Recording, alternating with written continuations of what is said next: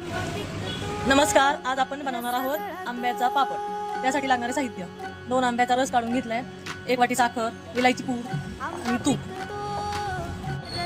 चला आता सुरू करूया। पहिले तर कढईमध्ये रस टाकायचा, 1 वाटी साखर टाकायची, सर्व मिक्स करून घ्यायचं। विलायची पूड 10 मिनिटं शिजवून घ्यायचं।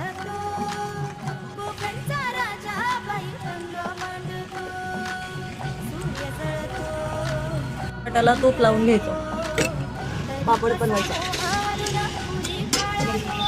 पापडाचा आकार देऊन 2 दिवस उन्हात सुकवायला ठेवायचे। आंब्याच्या पापडाला पलटी मारून घ्यायची, कट करून घ्यायचं। चला, झाला तयार आंब्याचा पापड।